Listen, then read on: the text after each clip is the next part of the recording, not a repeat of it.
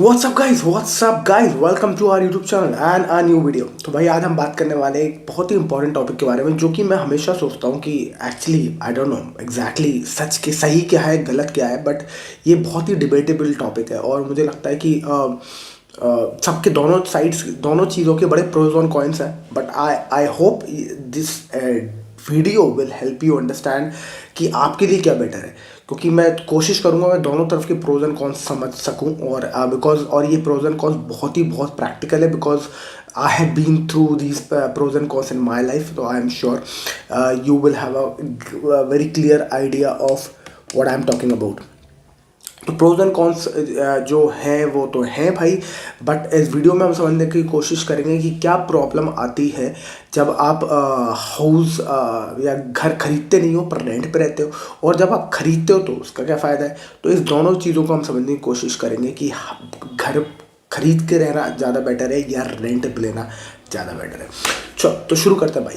पहले हम बात करते हैं रेंटिंग की। यार मैं काफ़ी फेवर में रहता हूँ बेसिकली रेंटिंग के, एक बहुत इंपॉर्टेंट रीज़न की वजह से, क्योंकि मेरा जो काम है या मैं जो जिस माइंडसेट का इंसान हूँ, मुझे लगता है कि मैं ज़्यादा मतलब मुझे लगता नहीं कि मैं एक जगह रुक के काम कर सकता हूँ, एक ही जगह रह के काम कर सकता हूँ सालों साल के लिए। तो मुझे लगता है कि why to limit yourself to one place. मतलब मुझे ऐसा लगता है कि आप बरगद के पेड़ तो हो नहीं कि एक जगह आप गड़ गए तो गड़ गए, आप वहीं बैठ के रहो और वहीं काम करते रहो। ऐसा क्यों है? मतलब कुछ टाइम वहाँ काम करो, कुछ ट्रैवल करो, कहीं और चले जाओ, कुछ नया एक्सपीरियंस करो। तो मतलब ये ज़्यादा मेरे ज़्यादा दिमाग खुला इन सब बातों को लेके जब मैं बाहर गया, विदेश गया, तो मैं देखा विदेशी ऐसे बहुत ज़्यादा अपनी ज़िंदगी जीते हैं। वो एक जगह रहते हैं, उसके बाद ट्रैवल करते हैं, दूसरी जगह जाते हैं।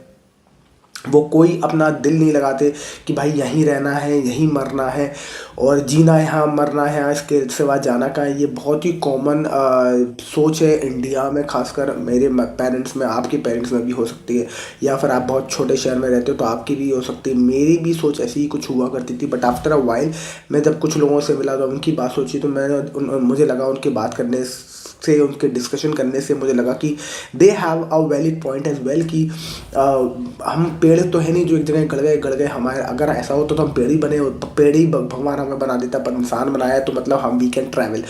तो जो फ़ायदा है, जो फ्लेक्सिबिलिटी है कि कहीं भी आप जाओ, कहीं भी आप जाके रहो, वो रेंटिंग में आपको मिलती है। उससे फ़ायदा क्या होता है, जब भी आप रेंट पे रहते हो तो आपको बस सामान लाना है, बस रहना है, किराया देना है अपना। और आप जब भी आपको शिफ्ट करना है तो आप बस उठाओ अपना, 1 महीने का नोटिस दिया, उठाया बस्ता और कहीं भी चले गए। तो अब आपको अभी आज दिल्ली रहना था, कल आपका बैंगलोर में ऑफिस शिफ्ट हो गया, आपका कभी नोएडा चला गया ऑफिस शिफ्ट हो गया, लखनऊ चले गए, या फिर इंडिया के बाहर दुबई चले गए। That is completely your call. जहाँ आपको अपॉर्चुनिटी मिले आप वहाँ जा सकते हो। तो आपको कुछ नहीं करना, आपको सामान उठाना, उठा के निकल जाना है।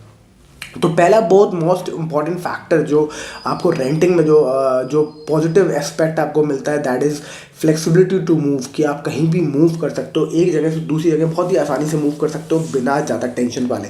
अब वही अगर आप घर में रहते तो आपको बहुत ज़्यादा पंगा होता कि जब आप कहीं भी शिफ्ट करते हो तो फिर इसको रेंट पे चलाओ। रेंट पे चलाने के लिए आपको डीलर से बात करनी पड़ेगी, फिर डीलर कमीशन देना पड़ेगा, और डीलर का कमीशन देने के अलावा डीलर कमीशन तो लेगा ही देगा, उसके अलावा फिर वो रेंट पे बंदा सही चला नहीं चला, कोई बंदा फॉर एग्जाम्पल रिसेंटली हमारे साथ एक ऐसा प्रॉब्लम हुई थी, जो हमारी प्रॉपर्टी है वहाँ हमने रेंट पे चढ़ाया बंदे को, और उसने हमसे बोला कि हम तो खाली नहीं करेंगे, जो करना है कर लो। फिर हमने पुलिस स्टेशन गए, फिर हमने उसको एफ आई आर के हमने कुछ ले दे कि पुलिस वाले से बात करी, और फिर हमने कुछ किसी तरह से उससे समझाया, तो पुलिस वाले ने जाके उसको समझाया तो वो मान गया, पर वो अपनी दादागिरी पे आ गया था उस टाइम पे। तो मुझे ये समझ में आया कि देखो कितना बड़ा पंगा है, कि मतलब you are actually risking your property. तुम किसी को घुसेड़ लो अपनी प्रॉपर्टी में, उसके बाद वो बंदा वहाँ अटक गया तो उससे ही खाली कराने में आपको सालों साल लग सकते हैं। और ये कोर्ट के, हमारे पता है इंडिया के कोर्ट केसेस कितने चल रहे हैं इन सब चीज़ों पे, और ऐसे बहुत सारे एग्जाम्पल्स हमने देखे जहाँ आप किसी को रेंट पे दे देते हो तो वो बंदा उस प्रॉपर्टी में वहाँ बैठ जाता है, उसके बाद उसको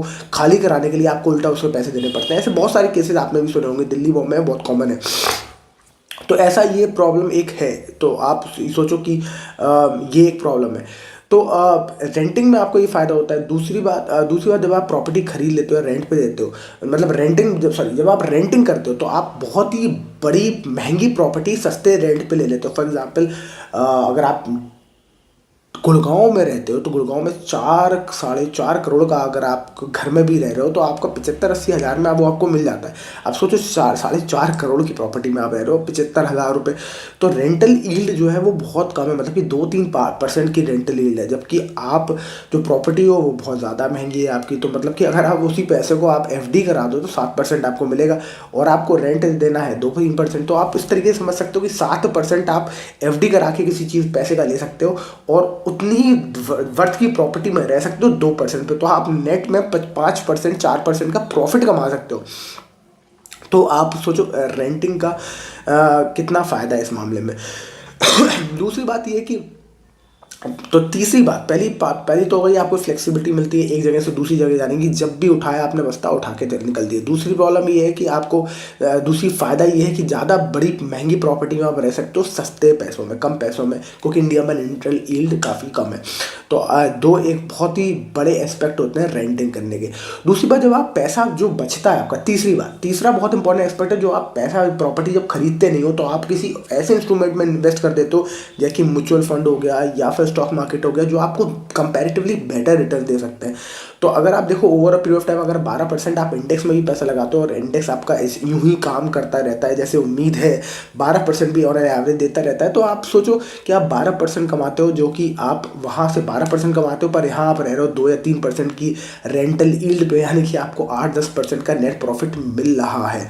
तो आप इस तरीके से इसको सोच सकते हैं। तो ये 3 बहुत ही इंपॉर्टेंट एस्पेक्ट है, अगर आप रेंटिंग करना चाहते हैं तो रेंट में ये 3 बहुत ही इंपॉर्टेंट फायदे हैं। अब हम समझते हैं ओनिंग ओनिंग करने के क्या फ़ायदे। ओनिंग करने का सिर्फ सबसे बड़ा फ़ायदा है कि आपके पास एक प्रॉपर्टी आ गई एक टाइम पे, जो आपने खरीद ली और अब आप उसके मालिक हो। तो पहली बात तो सबसे इंटरेस्टिंग बात है इमोशनल अटैचमेंट और इमोशनल सेफ्टी। आपको इमोशनल सेफ्टी मिल जाती है ओनिंग करने में। जब भी आप किसी चीज़ को ओन कर लेते हो तो आपको एक इमोशनल सपोर्ट मिल जाता है कि अब ये मेरी प्रॉपर्टी है, अब मैं इसलिए वर्थ हो गया हूँ। हालांकि वो इतना पैसा आपकी जेब में पड़ा हो सकता है, या स्टॉक्स में पड़ा हो सकता है, या फिर बैंक में एफडी में पड़ा होता है, पर आपको जो आपको सेटिस्फैक्शन होता है कि जो आपने ओनिंग कर ली है, वो आपको जो इमोशनल जो आपको सेटिस्फैक्शन मिलता है वो आपको प्रॉपर्टी खरीद के ही मिलता है। वो इमोशनल सेटिस्फैक्शन आपको किसी भी स्टॉक्स या किसी भी प्रॉपर्टी में, किसी भी पैसा किसी भी एफडी में नहीं मिलता। इनफैक्ट अगर आपके पास 1 करोड़ रुपए डला भी हो जेब में आपके अकाउंट में, पर आपको तब भी 70 लाख की प्रॉपर्टी खरीदने में ज़्यादा आपको इमोशनल सेटिस्फैक्शन मिलेगा कि मेरे पास घर है, खुद का घर है। तो ये इमोशनल सेटिस्फैक्शन सबसे इंपॉर्टेंट होता है जब आप हाउस खरीद लेते हैं। दूसरी चीज़, जब भी हाउस खरीद लेते हैं तो पहले फ़ायदे की बात कर लेते हैं। दूसरा एक बड़ा इंटरेस्टिंग फ़ायदा है आपको कि जब भी आप हाउस खरीद लेते हैं तो आप के लिए रिश्ते आ जाते हैं भाई। शादी के लिए अगर आप रिश्ता ढूंढ रहे हैं, या कोई लड़की को आप जब भी किसी भी शादी के लिए अप्रोच करते हो तो उस लड़की का बाप सबसे पहले आपसे पूछता है आपका खुद का घर है कि नहीं। अगर आपका खुद का घर नहीं है तो आप बहुत ही नालायक हो गए, और आप के लिए रिश्ते मिलना बहुत मुश्किल हो जाता है। क्योंकि अगर आपके पास जेब में पैसा भी है तो nobody actually wants to go into your bank account and see कि कितना पैसा है कि नहीं। मतलब वो यकीन नहीं होता लोगों को कि सच में इसके पास पैसा है कि नहीं है, क्योंकि लोग पैसा किसी से लेके भी दिखा सकते हैं। फॉर एग्जाम्पल, आपने कहा 1 करोड़ रुपया है मेरे पास, आपने दोस्त से मांग ली 50 लाख आपके पास थे, आपने 1 करोड़ बैंक में दिखा दिया, देखो मेरे पास 1 करोड़ रुपया है, मैं तो कभी भी घर खरीद लूँगा, और आपने शादी कर ली। तो लोगों को यकीन नहीं होता कि आपके पास सच में इतना पैसा है, आपकी नेटवर्थ इतनी है कि नहीं है। तो शादी अगर आप प्लान कर रहे हो, और शादी एक ऐसा इमोशनल, अगेन दूसरी इमोशनल एक चीज़ है, एक इवेंट है लाइफ में, तो वो आपका बड़ी जल्दी हो जाता है। ये इससे मैं भी गुजरा हूँ कि मैं बहुत सारे लोग मुझसे पूछते हैं आपका खुद का घर है कि नहीं हो, और ये बहुत बड़ी प्रॉब्लम हो जाती है। मैं हाँ है, बट इतना बड़ा नहीं है, पर हाँ ये है, पर मैं कहता हूँ कि but liquid money is far better, don't you think so. और वो कहते हैं नो।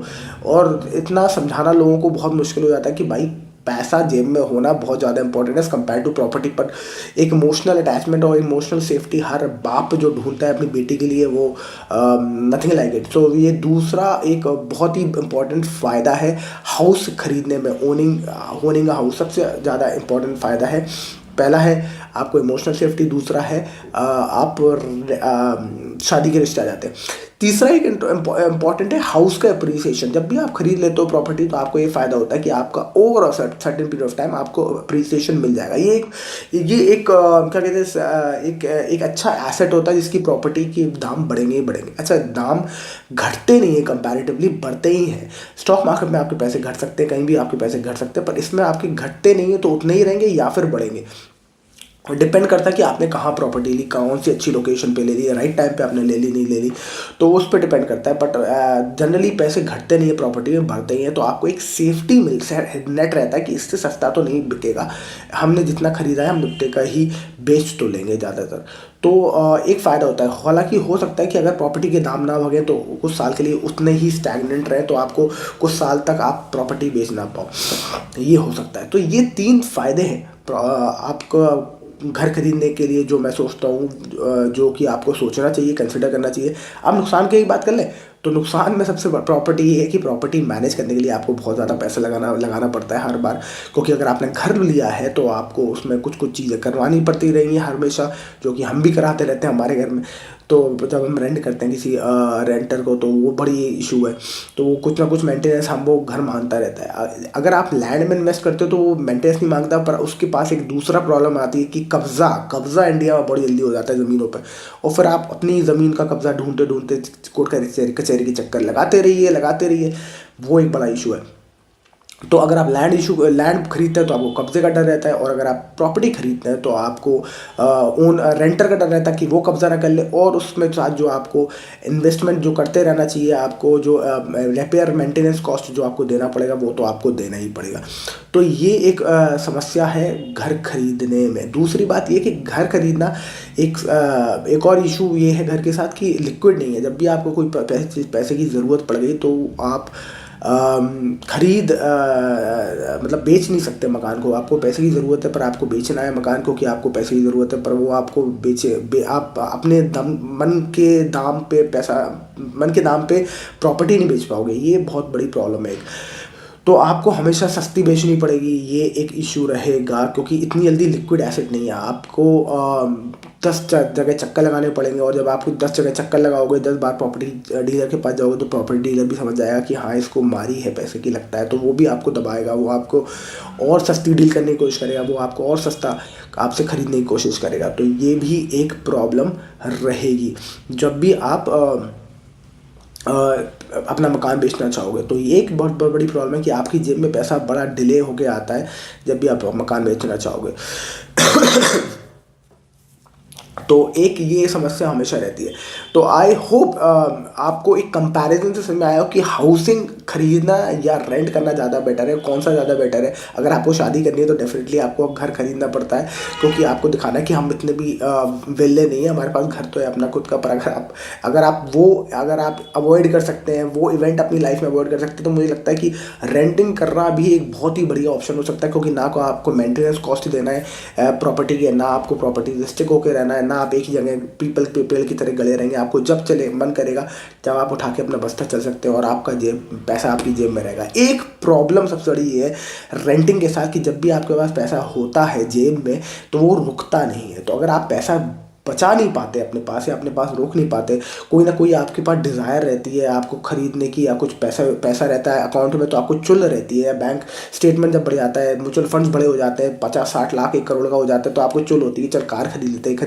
तो अगर आपको ये डिज़ायर जो आप अवॉइड नहीं कर सकते, तो मेरे भाई ज़रूर फिर अपना राइट टाइम पर अपना घर ज़रूर खरीद लें। पर अगर आप इस चुल से बच सकते हैं, अगर आपको लगता है कि आप अपनी चाहतों पे काबू पा सकते हैं, तो मेरे हिसाब से रेंटिंग आपको बहुत सारा फ्रीडम दे सकता है। आई होप ये कंपैरेटिव एनालिसिस आपको समझ में आया हो और आपको मज़ा आया हो, आपको कुछ पल्ले पड़ा हो। और आपको क्या लगता है, आपका क्या सोचना है इस बारे में, क्या लगता है आपको रेंटिंग ज़्यादा बेटर है या खरीदना ज़्यादा बेटर है। और अगर आप जब 1 करोड़ आपके पास होगा, 1 करोड़ हम एक रफ फिगर मान लेते हैं, 1 करोड़ आपके पास होगा, तो आप प्रॉपर्टी खरीदोगे या फिर आप इन्वेस्ट करोगे उसे वाइसली, जैसे कि आप घूम पाओ दुनिया पर, और आपका जो इन्वेस्टमेंट है वहाँ आपका ग्रो करता रहे, या फिर आप अपने प्रॉपर्टी खरीद के अपने आप को सेव करोगे एक टेंजिबल एसेट में, जिसको आप देख सको, महसूस कर सको और फील गुड कर सको उसके बारे में कि आपके पास अपना खुद का घर है। जरूर बताइएगा इस वीडियो में कमेंट सेक्शन में। That's it for this video. I hope you like the video. If you like, share and subscribe, and I will see you in the next video. Thank you so much for watching. Bye bye.